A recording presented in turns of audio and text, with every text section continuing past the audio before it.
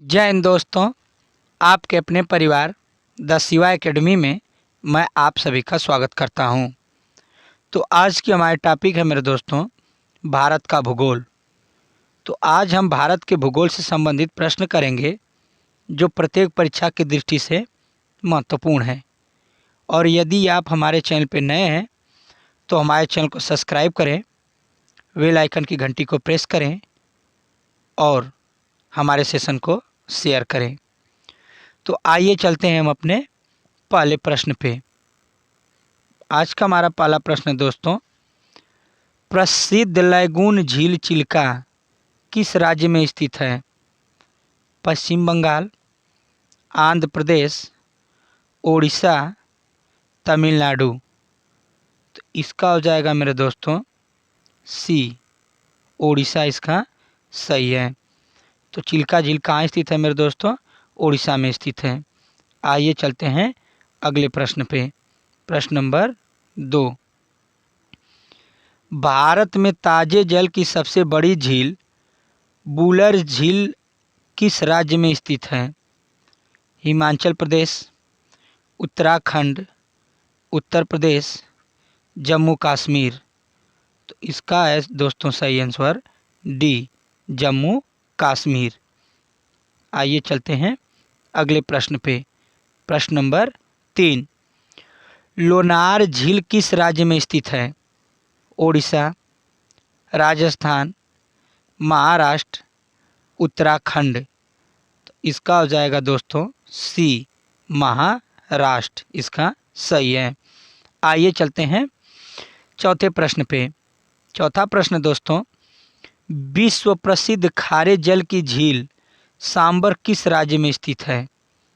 करें कि जो सांबर झील है वो किस राज्य में स्थित है? गुजरात, राजस्थान, महाराष्ट्र, आंध्र प्रदेश।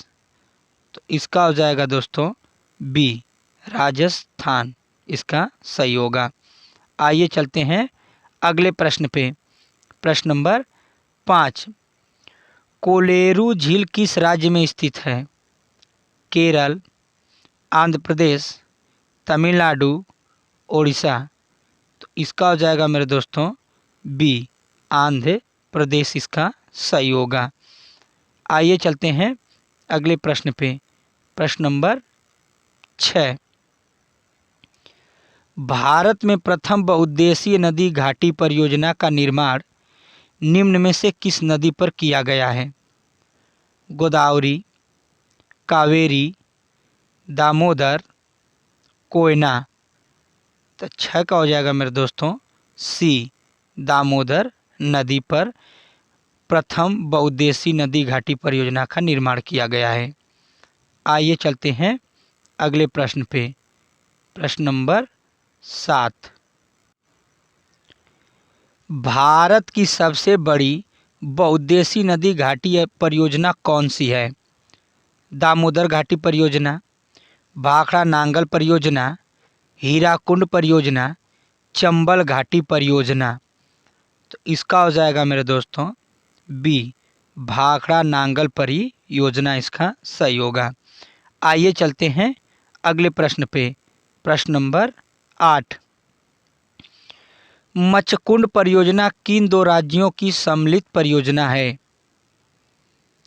पश्चिम बंगाल एवं उड़ीसा, पश्चिम बंगाल एवं बिहार, उड़ीसा एवं आंध्र प्रदेश, कर्नाटक एवं आंध्र प्रदेश।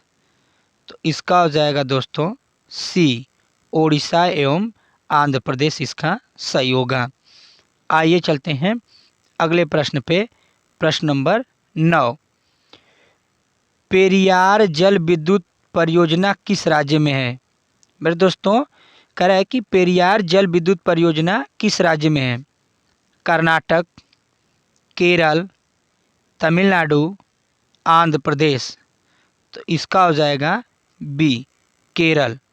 आइए चलते हैं अगले प्रश्न पे। प्रश्न नंबर 10, सरदार सरोवर परियोजना किस नदी पर चल रही है? सरदार सरोवर परियोजना किस नदी पर चल रही है?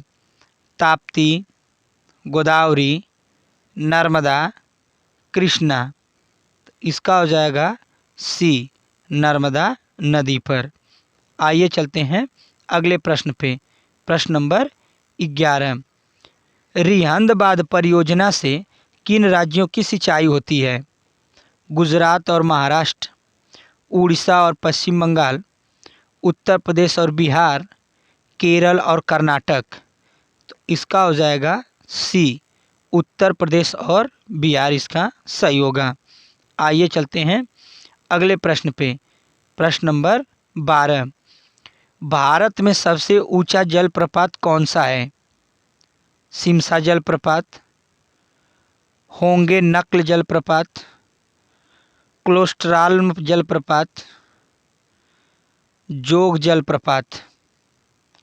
तो इसका हो जाएगा मेरे दोस्तों डी, जोग जलप्रपात इसका सही होगा। आइए चलते हैं नेक्स्ट प्रश्न पे। धुआंधार जलप्रपात किस नदी पर स्थित है? नर्मदा, ताप्ती, इंद्रावती, चंबल। तो इसका हो जाएगा दोस्तों ए, नर्मदा इसका सही होगा। आइए चलते हैं अगले प्रश्न पे। प्रश्न नंबर 14, शिव समुद्रम जलप्रपात किस नदी पर स्थित है? नर्मदा नदी, कृष्णा नदी, गोदावरी नदी, कावेरी नदी। तो इसका हो जाएगा दोस्तों डी, कावेरी नदी इसका होगा। आइए चलते हैं 15वें प्रश्न पे। हुंड्रू जलप्रपात निर्मित है स्वर्ण रेखा नदी पर, कावेरी नदी पर, इंद्रावती नदी पर, नर्मदा नदी पर। तो इसका हो जाएगा मेरे दोस्तों ए, स्वर्ण रेखा नदी पर। आइए चलते हैं अगले प्रश्न पे। प्रश्न नंबर 16, महात्मा गांधी जल विद्युत उत्पादक प्लांट कहाँ स्थित है? जोग प्रपात, शिव समुंदर प्रपात, गोकक प्रपात, इनमें से कोई नहीं। तो इसका हो जाएगा मेरे दोस्तों ए, जोग प्रपात इसका सही होगा। आइए चलते हैं आगे। 17वां प्रश्न दोस्तों, काकोलत जलप्रपात बिहार के किस जिले में स्थित है? काकोलत जलप्रपात बिहार के किस जिले में स्थित है? नवादा, रोहतास, कटिहार, भागलपुर। तो इसका हो जाएगा दोस्तों ए, नवादा जिले में स्थित है। अगला हमारा प्रश्न है 18, सहस्त्रधारा जलप्रपात स्थित है देहरादून, मसूरी, पंतनगर, श्रीनगर। तो इसका हो जाएगा दोस्तों ए, देहरादून। आइए चलते हैं अगले प्रश्न पे। प्रश्न नंबर 9, केंद्र सरकार द्वारा नई वन नीति की घोषणा किस वर्ष की गई? 1970 ईस्वी में, 1981 ईस्वी में, 1988 ईस्वी में, और डी का रहा है 1991 ईस्वी में। तो इसका हो जाएगा दोस्तों सी, 1988 ईस्वी में। आइए चलते हैं 20वें प्रश्न पे। 20वां हमारा प्रश्न दोस्तों, भारतीय वन सर्वेक्षण विभाग का मुख्यालय कहाँ स्थित है? नई दिल्ली, देहरादून, नागपुर, भोपाल। इसका हो जाएगा दोस्तों बी, देहरादून। आइए चलते हैं अगले प्रश्न पे। प्रश्न नंबर 21, राष्ट्रीय पर्यावरण शोध संस्थान कहाँ स्थित है? भोपाल, नागपुर, देहरादून, जोधपुर। इसका हो जाएगा दोस्तों बी, नागपुर इसका सही होगा। आइए चलते हैं 22वें प्रश्न पे। 22वां प्रश्न दोस्तों, भारत में वनों की ताज़ा स्थिति के संबंध में रिपोर्ट कौन जारी करता है? बताइए मेरे दोस्तों 22 का कौन सही हो जाएगा? तो 22 का हो जाएगा मेरे दोस्तों, 22 का हो जाएगा सी, सॉरी दोस्तों, इसका सी नहीं होगा, बल्कि इसका होगा मेरे दोस्तों बी, भारतीय वन सर्वेक्षण विभाग देहरादून। 22 का मेरे दोस्तों हो जाएगा बी। आइए चलते हैं अगले प्रश्न पे। अगला हमारा प्रश्न दोस्तों 23, देश के कुल क्षेत्रफल के कितने प्रतिशत भूभाग पर वनों का आवरण है? तो इसका हो जाएगा दोस्तों सी, 21.34%। इसका सही होगा। आइए चलते हैं अगले प्रश्न पे। प्रश्न नंबर 24, देश में सर्वाधिक वन क्षेत्र किस राज्य में है? मध्य प्रदेश, अरुणाचल प्रदेश, छत्तीसगढ़, मिजोरम। तो इसका हो जाएगा दोस्तों ए, मध्य प्रदेश इसका सही होगा। आइए चलते हैं अगले प्रश्न पे। भारत के किस राज्य में उसके क्षेत्र का अधिकतम प्रतिशत क्षेत्र वन वन आच्छादित है? अरुणाचल प्रदेश, उत्तर प्रदेश, मिजोरम, असम। इसका हो जाएगा सी, मिजोरम इसका सही होगा। आइए चलते हैं अगले प्रश्न पे। प्रश्न नंबर 26, भारत में कृषि को दुष्प्रभावित करने वाले मौसम का सबसे महत्वपूर्ण तत्व कौन है? तापमान, आर्द्रता, पवन, वृष्टि। तो 26 का हो जाएगा डी, वृष्टि इसका सही होगा।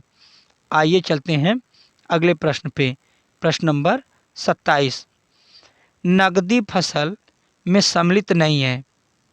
गन्ना, कपास, जूट, गेहूँ। तो इसका हो जाएगा दोस्तों डी, गेहूँ इसका सही होगा। आगे चलते हैं अगले प्रश्न पे चलते हैं। प्रश्न 28। और दोस्तों, हमारा सेशन अच्छा लग रहा हो तो हमारे सेशन को लाइक करें और अपने दोस्तों के पास शेयर करें। निम्नलिखित में से कौन सी रबी की फसल नहीं है? गेहूँ, जौ, रेपसीड, जूट। इसका हो जाएगा दोस्तों डी, जूट इसका सही होगा। आइए चलते हैं अगले प्रश्न पे। प्रश्न नंबर 29, भारत का सबसे बड़ा चावल उत्पादक राज्य है? उत्तर प्रदेश, पश्चिम बंगाल, आंध्र प्रदेश, पंजाब। तो 29 का हो जाएगा दोस्तों बी, पश्चिम बंगाल इसका सही है। आइए चलते हैं अगले प्रश्न पे। प्रश्न नंबर 30, भारत की प्रमुख खाद्य फसल है? चावल, गेहूँ, गन्ना, चना। इसका हो जाएगा दोस्तों ए, चावल। चावल इसका सही होगा। आइए चलते हैं अगले प्रश्न पे। प्रश्न नंबर 31, भारत में हरित क्रांति किस मामले में सर्वाधिक सफल रही है? गेहूं व चावल, ज्वार व तिलहन, गेहूं व आलू, चाय व कॉफ़ी। तो इसका हो जाएगा मेरे दोस्तों ए, गेहूं व चावल इसका सही है। आइए चलते हैं अगले प्रश्न पे। अगला प्रश्न दोस्तों, भारत में हरित क्रांति का जनक किसे माना जाता है? इसका हो जाएगा, बताइए दोस्तों कौन हो जाएगा इसका? इसका सही हो जाएगा बी, डॉक्टर MS स्वामीनाथन इसका सही हो जाएगा। आइए चलते हैं दोस्तों 33वें प्रश्न पे। भारत का सबसे बड़ा मूंगफली उत्पादक राज्य है? आंध्र प्रदेश, तमिलनाडु, गुजरात, महाराष्ट्र। इसका हो जाएगा मेरे दोस्तों सी, गुजरात इसका सही हो जाएगा। आइए चलते हैं अगले प्रश्न पे। प्रश्न नंबर 34, भारत का सबसे बड़ा सोयाबीन उत्पादक राज्य है? महाराष्ट्र, मध्य प्रदेश, राजस्थान, उत्तर प्रदेश। तो इसका हो जाएगा दोस्तों बी, मध्य प्रदेश। आगे चलते हैं अगले प्रश्न पे चलते हैं मेरे दोस्तों। अगला प्रश्न है, काजू का सबसे बड़ा उत्पादक राज्य है? केरल, महाराष्ट्र, आंध्र प्रदेश, तमिलनाडु। तो इसका हो जाएगा मेरे दोस्तों ए, केरल इसका सही होगा। आइए चलते हैं अगले प्रश्न पे। प्रश्न नंबर 36, भारत में सबसे अधिक दाल का उत्पादन कौन सा राज्य करता है? बिहार, राजस्थान, मध्य प्रदेश, महाराष्ट्र। तो इसका हो जाएगा दोस्तों सी, मध्य प्रदेश इसका सही होगा। आइए दोस्तों हम चलते हैं आज के अपने लास्ट प्रश्न पे। आज का हमारा लास्ट प्रश्न यह है दोस्तों, सबसे अधिक मात्रा में केसर कहाँ मिलता है? उत्तर प्रदेश, जम्मू कश्मीर, केरल, असम। तो इसका हो जाएगा दोस्तों बी, जम्मू कश्मीर। और ऐसी वीडियो पाने के लिए मेरे दोस्तों हमारे चैनल को सब्सक्राइब करें और वीडियो को लाइक करें तथा हमारे इस सेशन को अपने दोस्तों और अपने सभी ग्रुपों में शेयर करें। मिलते हैं दोस्तों अगले टॉपिक के साथ, तब तक के लिए धन्यवाद।